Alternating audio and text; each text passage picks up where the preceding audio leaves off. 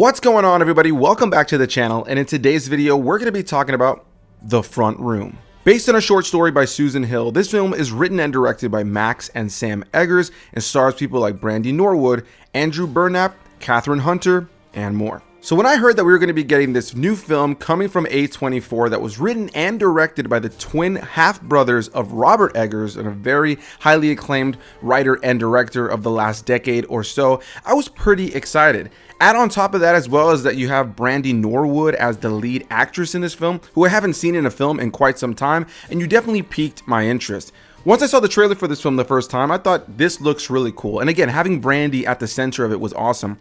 Having grown up as a 90s and early 2000s kid, I saw her in tons of movies and TV shows, as well as her singing career being a very popular thing at that time. And while I know she has appeared in things over the course of the last decade or so, I'll be honest in saying I really haven't seen those things that she's been a part of. So this was the first time in quite some time that I had seen her in something. And so to see her in an A24 horror aesthetic kind of film definitely piqued my interest. I was definitely all on board. And again, having the two twin Eggers brothers involved, all of that had me engaged and excited to check out this movie. So I just got home from checking it out, so let's talk about what it's all about. The movie opens up and we're introduced to Brandy Norwood and her husband Andrew Burnap, Belinda, and Norman. The two of them are about to have a baby coming right along the way, and not too long into the film, unfortunately, Norman hears about the passing of his father.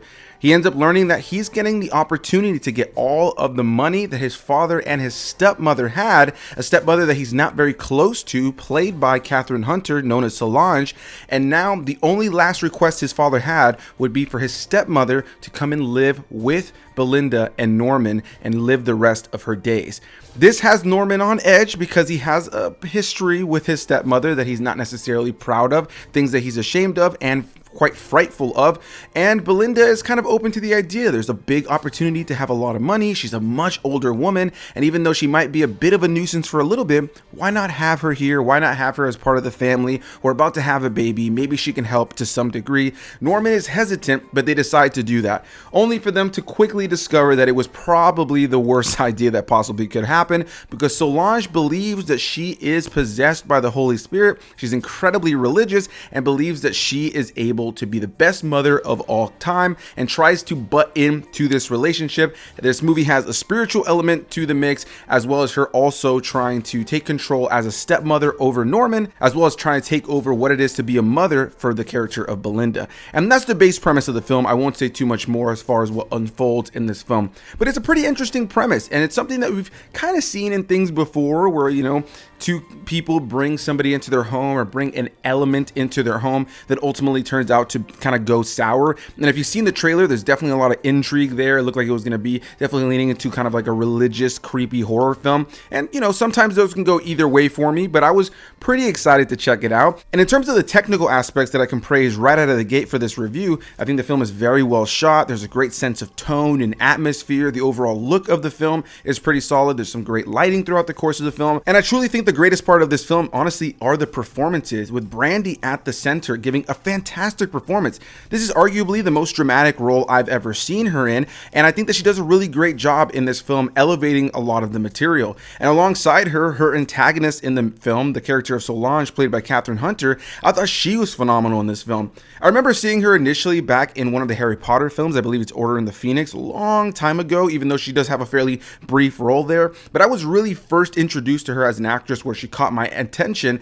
in the Star Wars series Andor, and then just last year in Poor Things with Emma Stone. I thought she was great in both of those projects. So to see her here, I thought she did an incredible job in the performance, giving a very offbeat, kind of frustratingly obnoxious character that is both kind of gripping to watch because of how crazy she is and the kind of problems she causes in this movie, but also somebody you want to slap across the face in so many sequences. She captures a great balance of creepy, eerie, frustrating, annoying. I really enjoyed her performance here. I think that a lot of what works about this film really comes down to the performances, mostly from Brandy and Kathryn Hunter. I thought the two of them, without a doubt, were the best parts of this film, and they're really aided by the fact that the film is well made on the other technical aspects in terms of camera work, music, and overall sound design. I thought all of that really worked. Andrew Burnap as Norman I thought was pretty solid, but there wasn't really much to his character, if I'm completely and utterly honest. He was a character that just felt like that husband that was there, but oftentimes he was a frustrating part of this film for me because We first meet him and he's very hesitant to the idea of his stepmother moving in. We learn that there's a troubled past there. He is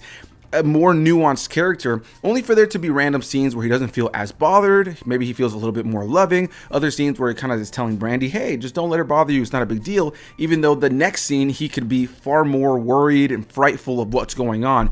Oftentimes it didn't feel like his character was consistent over the course of the entire screenplay, which I did find frustrating as a viewer. And so with all that said, there's a lot about this film I think is really solid when it comes down to the technical aspects and the performances, despite any frustrations I may have had with certain elements.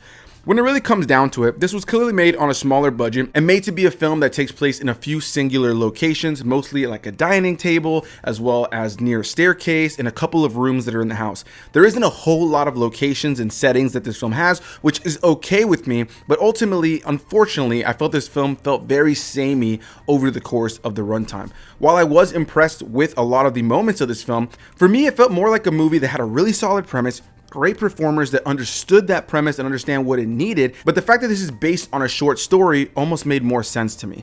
As the movie was playing out, there were sequences that really worked, that really capitalized on the eerie tone and the very uncomfortable nature of this situation very well, only for there to be other scenes that would feel very reminiscent of those other scenes, and it just kind of at a certain point kind of lost steam for me. About 45 minutes to an hour into the movie, I just found myself thinking that a lot of these sequences felt very similar, with certain moments definitely elevating things. There are moments where the film escalates to another level of danger or frustration for our characters, but by the time we got to the end, I kind of just shrugged my shoulders at the way that the film ended. It felt wildly predictable, and there wasn't really an abundance about it that ever really captivated me. On a thematic level, I think the film has a lot to say when it comes down to motherhood, not only in the case of somebody like Brandy, who is dealing with the stress and the trauma of bringing a new child into the world and the history that they've had before that is leading up to this. I think this film has a lot to say about the trials and tribulations that any woman who's bringing a child into the world has to deal with. On top of that, you also have the pressures that come from the outside world, oftentimes things like mother-in-laws or somebody's own mother who may try to intervene a lot and try to mother that child for them. And I think most people who have a child can say, yeah, I love the fact that I have a grandma or, my mom or a stepmom or a, mother-in-law who can step in and kind of help me along the way, maybe give me a couple of answers here and there. But unfortunately, there are a lot of situations where somebody tries to come in and mother their child or try to control the situation. And I think that this film tackles that kind of relationship pretty interestingly, despite the fact that this, of course, takes it to a bit of an extreme. Add in the religious elements here too. There were some cool moments, but I ultimately found that outside of the thematic elements that I can speak on here that were quite interesting and the good performances, it never really felt like they took that base premise of the film and truly elevated it to a narrative and characters that I ever found myself truly compelled by.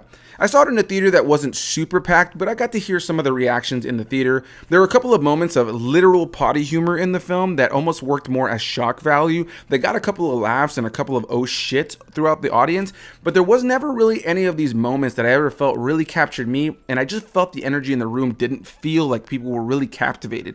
As soon as the credits started rolling for this film, not only myself, but many others in the theater just got up and just started walking out. It didn't really feel like a film where there was a lot of discussion going on in the theater, where people were really captivated what was going on. And that was at least maybe just what, maybe I was projecting that, but that's what I felt.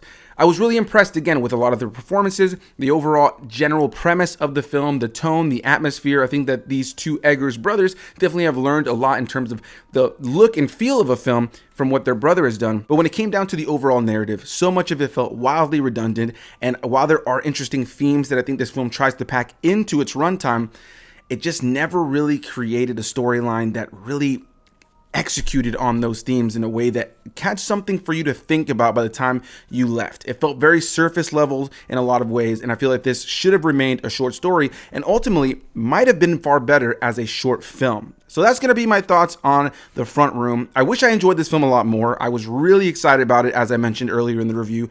I just never really found myself captivated or caring about the journey of these characters, and the ending just had me go, well, saw that coming, and that happened, and the movie's over. So a big thanks to you guys for watching. Leave your thoughts down below. Were you a fan of The Front Room? Are you with me and you just weren't really feeling it? You kind of were hoping it was better, but it just didn't click with you. Whatever the case may be, leave any and all comments down below, and I'll see you beautiful people in the next one.